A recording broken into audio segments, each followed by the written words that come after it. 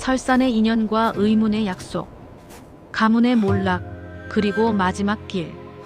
조선 숙종 임금 치세의 어느 겨울이었습니다. 경상도 성주 땅, 한때는 대궐 같은 기와집에서 글 읽는 소리가 끊이지 않던 박씨. 가문의 몰락의 그림자가 짙게 깔렸습니다. 당쟁의 소용돌이 속에서 아버지는 유배지에서 눈을 감았고 남은 식솔들에게 남겨진 것은 텅 빈 곳간과 해진 도포뿐이었습니다.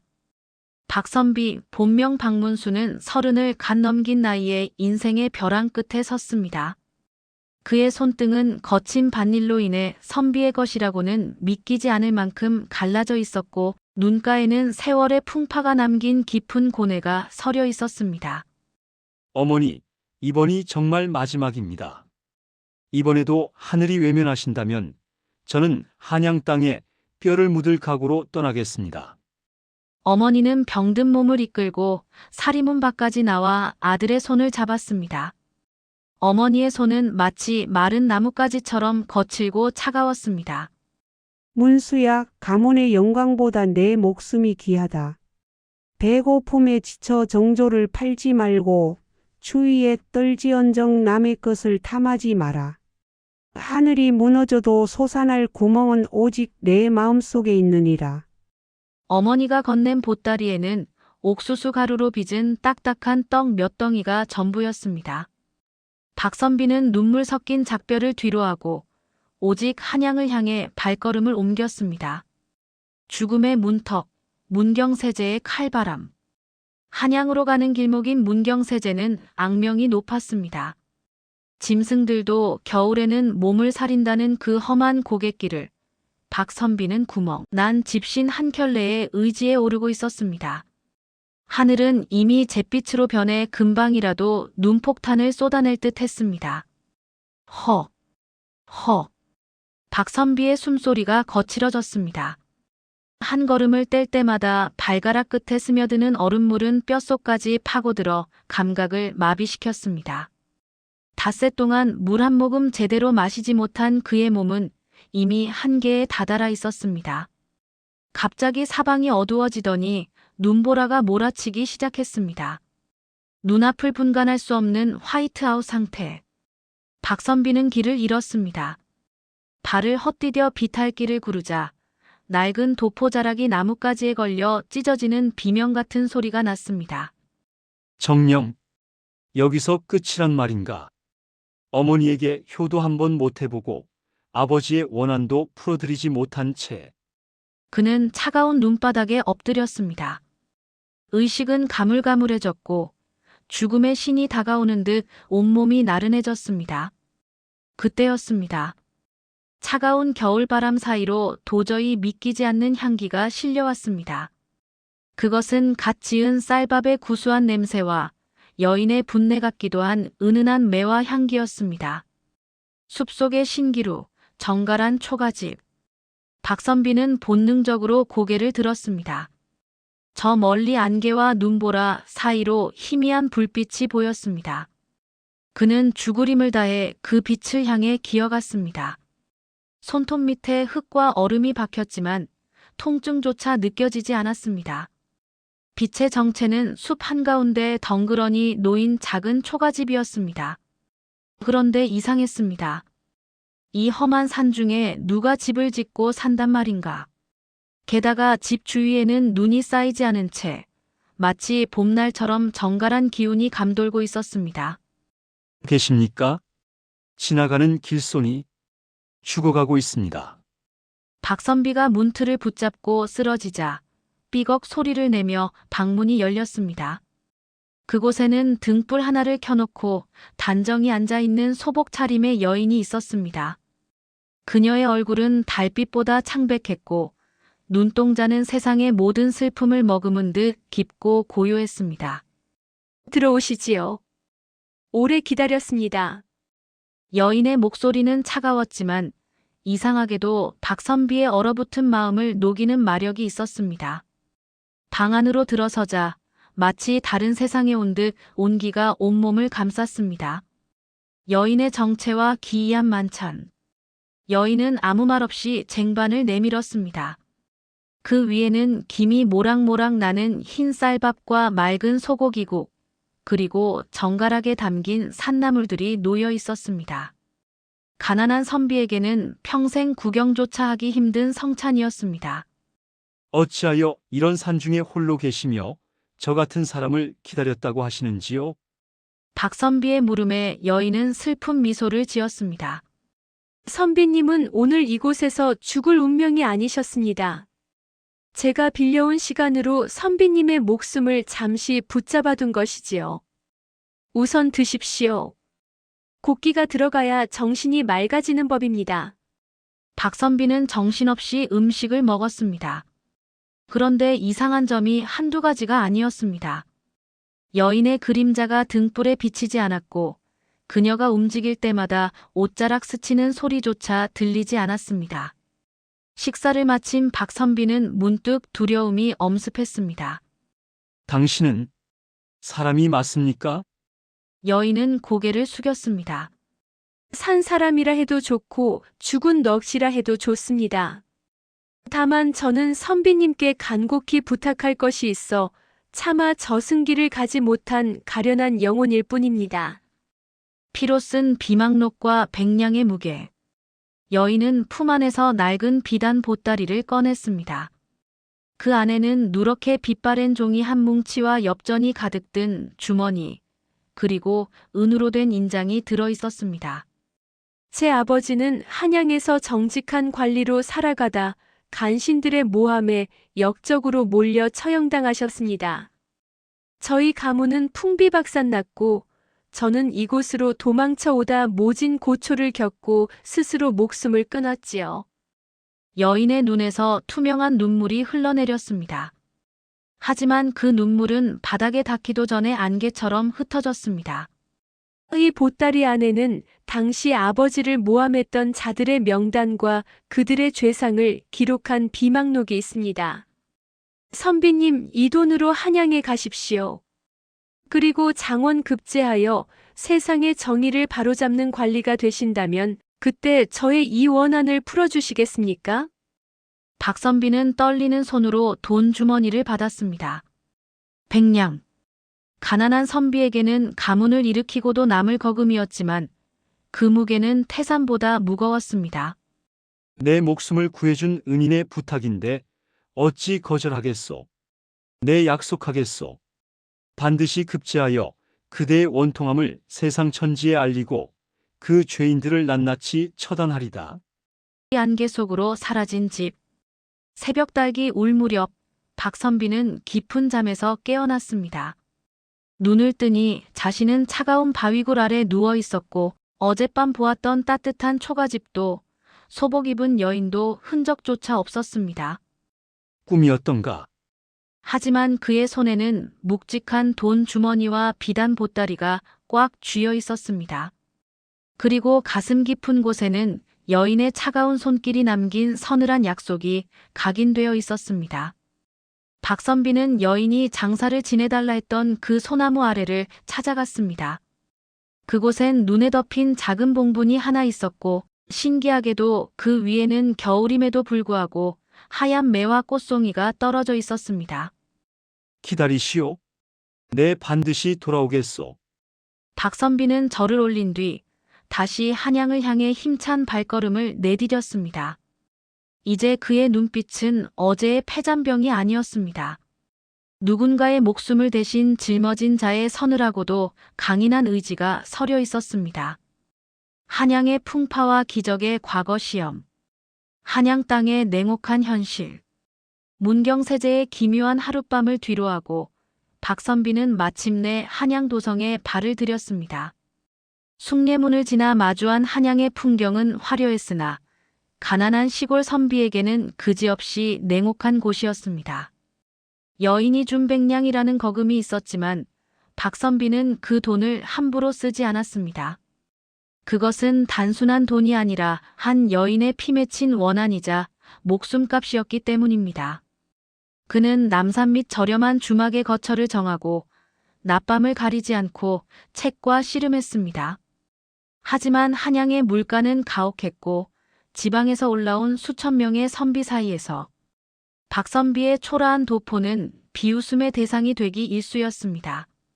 어이, 거기 성주에서 온 박생원. 이번 시험 주제가 뭔지는 아는가? 권세가들 집안에서는 이미 시험 문제를 빼돌렸다는 소문이 파다하네. 자네처럼 연줄도 없는 사람이 백날 읽어봐야 허사야. 주막에서 만난 권력가 자제들의 조롱에도 박선비는 묵묵히 책장만 넘겼습니다. 그의 눈앞에는 설산에서 만난 여인의 창백한 얼굴이 자꾸만 어른거렸습니다.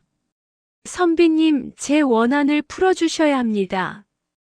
그 목소리가 귓전을 때릴 때마다 그는 붓을 쥔 손에 더욱 힘을 주었습니다. 비망록 속의 검은 그림자. 공부에 지쳐 잠이 들 무렵 박선비는 여인이 준 비단 보따리 속에 비망록을 펼쳤습니다. 그 안에는 놀라운 내용이 가득했습니다. 당시 조정을 장악하고 있던 영의정 김대감과 그 일파가 어떻게 국고를 가로채고 정직한 관리였던 여인의 아버지를 역모로 몰아넣었는지, 날짜와 장소, 증인들이 상세히 적혀 있었습니다. 세상에 이토록 추악한 진실이 숨겨져 있었다니. 박선비는 몸서리를 쳤습니다. 만약 이 사실이 알려진다면 조정은 발칵 뒤집힐 것이 분명했습니다. 하지만 지금의 그는 힘없는 예비 수험생일 뿐이었습니다. 이 비망록을 세상에 알리기 위해서는 반드시 장원, 급제하여 임금님 앞에 직접 설 수 있는 자격을 얻어야만 했습니다. 결전의 날, 시험장의 기이한 안개. 드디어 과거 시험 당일인 시일이 밝았습니다. 경복궁 근정전 앞들에는 수만 명의 선비가 구름처럼 모여들었습니다. 임금님이 직접 참관하는 전시인 만큼 삼엄한 경비가 펼쳐졌습니다. 박선비도 한자리를 차지하고 앉아 시험 문제가 적힌 시제가 내려오기를 기다렸습니다. 드디어 긴 두루마리가 펼쳐지며 이번 시험의 주제가 공개되었습니다. 설중지련. 눈 속에 핀 연꽃의 절개와 그 의미를 논하라. 주변 선비들은 웅성거리기 시작했습니다. 눈 속에 연꽃이라니. 이게 도대체 무슨 해괴한 주제인가? 생태에 어긋나는 일을 어찌 문장으로 푼단 말인가? 하지만 박선비는 그 시제를 보는 순간 심장이 멎는 듯 했습니다. 그것은 바로 문경세제에서 여인을 만났던 그날 밤의 풍경이었고, 여인이 마지막으로 머물던 무덤가에 피어있던 기이한 꽃의 의미였기 때문입니다. 여인의 환영과 춤추는 붓끝. 박선비가 붓을 들었으나 첫 문장을 떼지 못하고 있을 때였습니다. 갑자기 시험장 사방에 옅은 안개가 끼기 시작했습니다. 다른 사람들에게는 보이지 않는지 모두 평온했으나 오직 박선비의 눈앞에는 설산의 그 초가집이 신기루처럼 나타났습니다. 그리고 안개 속에서 소복을 입은 여인이 나타나 그의 곁에 앉았습니다. 그녀는 차가운 손으로 박선비의 손등을 살며시 덮었습니다. 선비님, 두려워 마십시오. 제 눈물이 붓이 되고 제 한이 먹이 될 것입니다. 그날 보셨던 진실을 그대로 적으소서. 그 순간 박선비의 손이 스스로 움직이기 시작했습니다. 붓끝이 종이 위를 마치 용이 춤추듯 휘저었습니다. 눈 속에 핀 연꽃이 어떻게 추위를 이겨내고 진흙탕 같은 세상을 정화하는지, 그것이 곧 죽어서도 잊지 못하는 인간의 정과 정의임을 토해내듯 써내려갔습니다. 글자마다 여인의 흐느낌이 서려 있는 듯했고, 문장마다 서슬퍼런 칼날 같은 기계가 넘쳤습니다. 주변의 선비들이 하나둘 포기하고 나갈 때도 박선비는 신들린 듯 답안지를 채워나갔습니다. 장원급제, 그리고 임금과의 독대. 시험이 끝나고 며칠 뒤 합격자를 발표하는 방방이가 거행되었습니다. 붉은 종이에 적힌 이름들이 하나씩 불리고 마침내 가장 높은 자리에 적힌 이름이 대궐 가득 울려 퍼졌습니다. 성주 유학 방문수, 장원급제. 박선비는 떨리는 몸을 이끌고 어전으로 나아갔습니다. 숙종 임금은 박선비의 답안지를 직접 손에 들고 감탄을 금치 못했습니다. 그대의 글에서는 사람의 체온이 느껴지는구나. 어찌 눈 속에서 연꽃을 보았단 말이냐. 그 문장에 담긴 슬픔과 강직함이 짐의 마음을 울렸다. 임금은 즉석에서 박선비에게 어사화를 하사하고 술 한 잔을 내렸습니다. 하지만 박선비는 기쁨보다 긴장감이 앞섰습니다. 이제 드디어 기회가 온 것입니다. 전하, 소신 장원 급제의 영광을 안았사오나 이 글은 소신 혼자 쓴 것이 아니옵니다. 억울하게 죽어간 한 여인의 넋이 제 손을 빌려 쓴 것이옵니다. 순간 조정은 찬물을 끼얹은 듯 조용해졌습니다. 박선비는 품 안에서 여인의 비망록을 꺼내 임금 앞에 올렸습니다. 영의정 김대감의 얼굴이 흑빛으로 변하며 부들부들 떨기 시작했습니다. 폭풍전야. 박선비의 폭탄 발언으로 평화롭던 과거 합격 축제는 순식간에 피바람을 예고하는 심판의 장으로 변했습니다. 임금의 눈썹이 꿈틀거렸고 비망록을 훑어내려가는 임금의 손에 힘이 들어갔습니다. 이 내용이 사실이라면 짐은 지금까지 눈먼 임금이었단 말이냐. 임금의 사자후가 대궐을 뒤흔들었습니다. 박선비는 바닥에 머리를 조아리며 생각했습니다. 은희님, 이제 거의 다 왔습니다. 당신의 눈물을 닦아줄 날이 머지않았습니다. 피해 심판과 영원한 안식. 암행어사 출두서슬 퍼런 복수의 시작. 숙종 임금은 박문수의 비망록을 읽고 진노했습니다. 하지만 조정은 이미 김대감의 수하들로 가득 차 있었기에 섣부른 처벌은 오히려 반란의 빌미가 될 수 있었습니다. 임금은 박문수를 조용히 불러 마패를 하사하며 밀명을 내렸습니다. 박문수, 그대에게 암행어사의 직분을 주노라. 먼저 영남 땅으로 내려가 여인의 가문을 몰락시킨 탐관 오리들의 죄상을 낱낱이 파악하라. 그것이 증명되는 날 한양의 김대감 역시 단죄할 것이니라. 박문수는 어사화를 벗고 다시 초라한 선비의 차림으로 변장했습니다. 그의 품 안에는 임금의 신표인 마패와 함께 여인이 남겼던 은인장이 차갑게 식어 있었습니다. 그는 지체 없이 문경세제를 향해 달렸습니다. 다시 찾은 문경세제, 사라진 초가집의 비밀. 박문수는 가장 먼저 여인을 만났던 그 숲속을 찾았습니다. 그런데 그곳에 도착한 그는 경악을 금치 못했습니다. 어젯밤 일처럼 생생했던 그 정갈한 초가집은 온데간데 없고 그 자리에는 수십 년은 좋게 되어 보이는 낡은 비석 하나만이 덩그러니 서 있었기 때문입니다. 비석에 새겨진 글자를 닦아보니 그것은 여인이 말했던 아버지의 이름이었습니다. 아, 은희님, 당신은 정령 사람이 아니었단 말입니까? 박문수가 비석 앞에 무릎을 꿇자 어디선가 차가운 바람이 불어와 그의 뺨을 스쳤습니다. 마치 여인이 어서 가십시오. 시간이 없습니다라고 속삭이는 듯 했습니다. 그는 눈물을 닦고 여인의 고향 마을로 향했습니다. 그곳은 현재 김대감의 조카인 이사또가 다스리며 백성들의 고열을 짜내고 있었습니다. 고을 사또의 잔치와 심판의 함성. 마을에 도착한 박문수는 거짓골을 한 채 주막을 돌며 정보를 수집했습니다.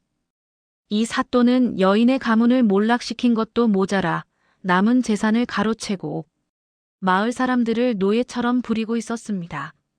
마침 그날은 이 사또의 생일잔치가 열리는 날이었습니다.